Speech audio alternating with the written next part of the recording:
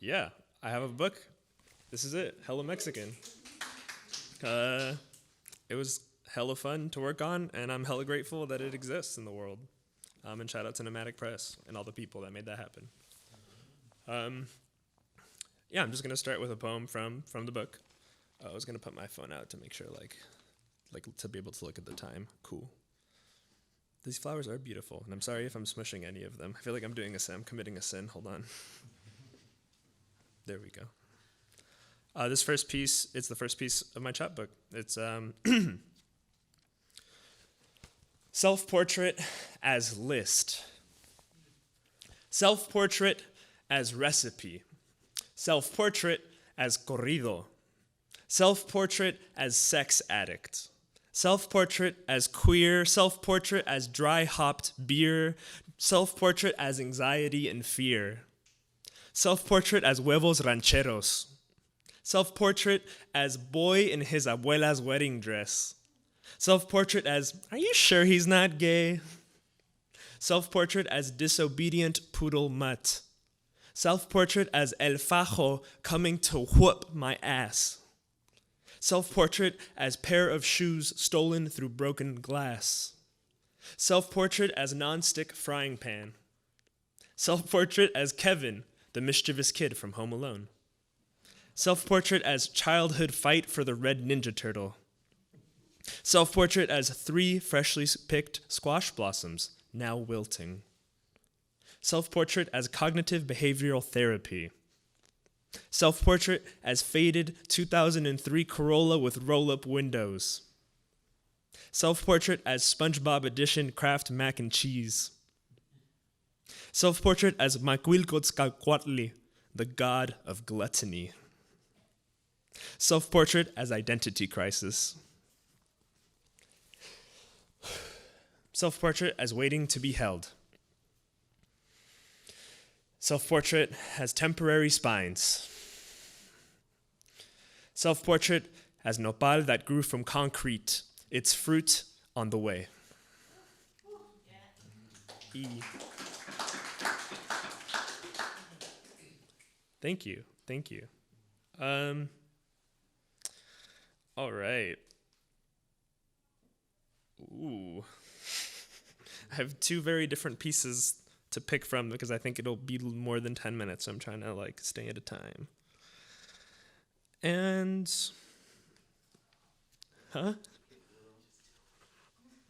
No, I'm gonna read. I'm gonna read this piece. It's called "The Rhythm of the Wind." I have this piece in both English and Spanish. One of my cousins helped me with some of the translations because it's an art. It's like writing a poem in each language. Even when you translate, it's like writing a new poem. It's crazy.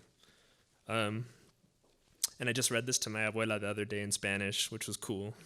It was a cool experience. She's 93. She has hearing aids, but she can still hear. And yeah, it was a cool moment. So this is me sharing that moment, but in English to you. Capitalism, am I right? The Rhythm of the Wind.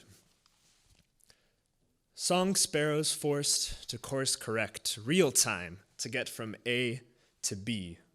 If you gaze upon the earth, you'll see a scape of green and world milkweed flowers bloom, dancing to the rhythm of the wind.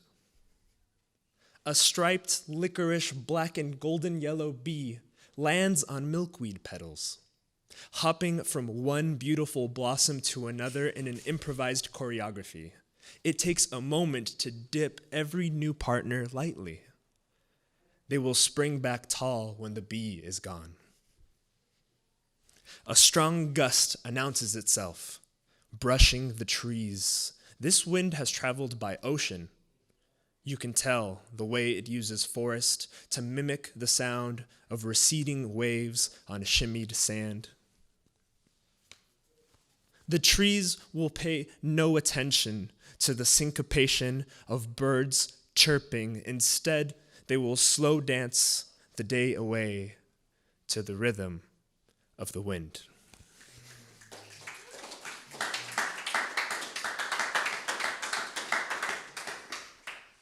Cool. I'm going to read something new because I've been trying to read new shit at every reading that I do. So this is like, I was going through this and I have hella random shit in here. You know, everybody has the hella random shit in their book. And so I'm going to combine, these are like two things that were written at different times, but I feel like I want to share them with y'all. Yeah.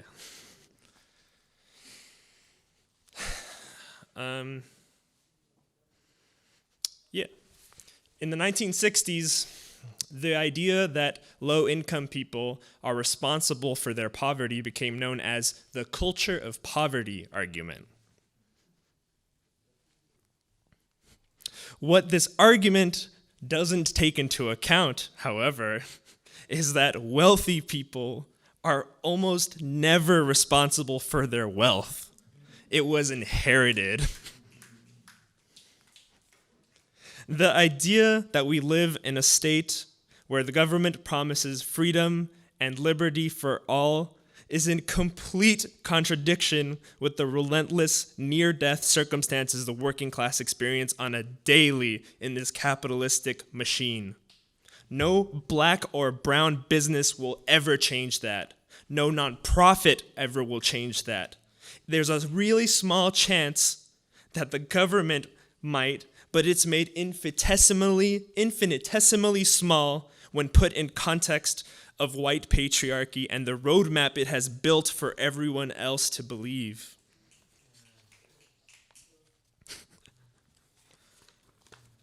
The next revolution won't be available for sale on Amazon.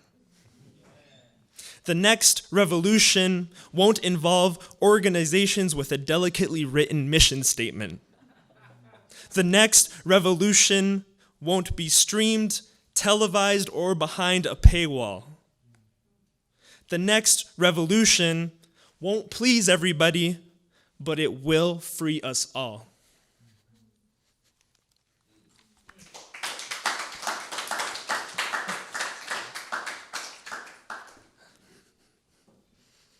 Thank y'all. All right, I'm gonna do one last one. Back from the book.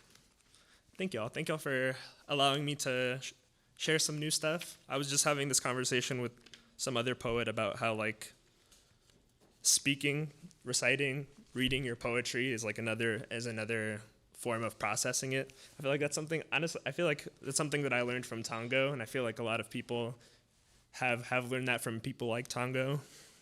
So shout out to the poet laureate.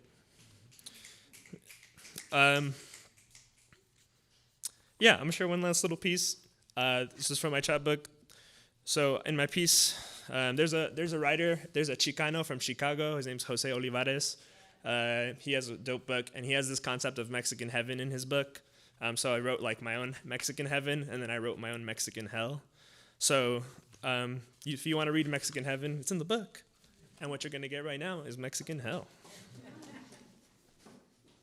I'm gonna take a quick sip.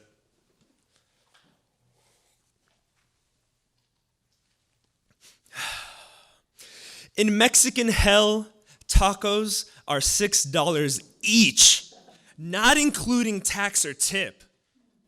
And they're all dry-ass pollo asado. The mariachi is out of tune, and the lead singer forgot the lyrics to El Rey. It's painful.